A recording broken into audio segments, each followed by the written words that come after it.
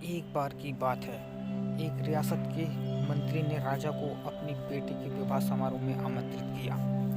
जब राजा अपने परिवार के साथ विवाह समारोह में पहुंचा, तो मंत्री उन्हें सम्मानपूर्वक विशिष्ट आसन पर बैठाने ले गया। जब वे लोग विशिष्ट आसन के पास पहुंचे, तो मंत्री यह देखकर बहुत लज्जित हुआ कि एक सफाई कर्मी वहां बैठा हुआ था। उसने सफाई कर्मी को सभी के सामने वहां से लज्जित करके भगा दिया और उसे बहुत डांटा।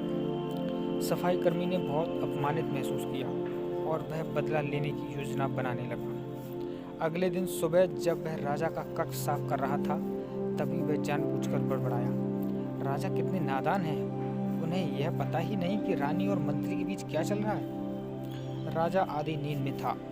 उसने पूछा, यह क्या बकवास कर रहे हो? सफाई कर्मी जवाब में बोला, महाराज, मैं पूरी रात सो नहीं पाया, मैं तो नींद में बड़बड़ा रहा था।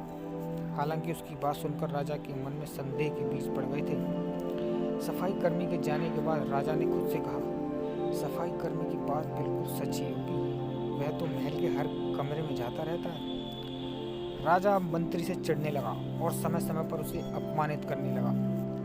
एक दिन तो उसने द्वारपालों से यह तक कह दिया कि वे मंत्री को महल में घुसने ही ना दें।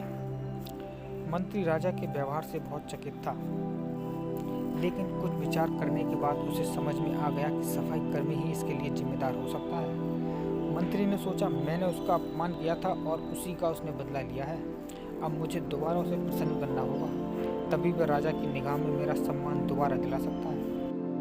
एक दिन मंत्री ने सफाई कर्मी को अपने घर भोजन पर आने का निमंत्रण दिया और कहा, मेरे दोस्त, मुझे क्षमा कर दो, मैंने तुम्हारा अपमान किया था, मुझे गलती का एहसास हो गया है।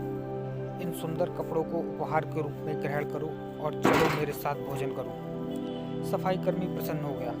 वह सोचने लगा, मंत्री तो अच्छा आदमी है, मैंने ही उस दिन गलती कर दी थी। अब सफाई कर्मी प्रसन्न था और प्रयास करने लगा कि मंत्री के बारे में राजा की धारणा बदल जाए। एक बार जब वह राजा के कक्ष में गया तो राजा सो रहा था। वह बड़बड़ाने लगा, अरे राजा का तो दासी के साथ प्रेम संबंध है, बड़ी लज्जा की बात है। राजा ने उसका बड़बड़ाना सुना तो उठकर बैठ गया। राजा ने सफाई कर्मी को बहुत डांटा।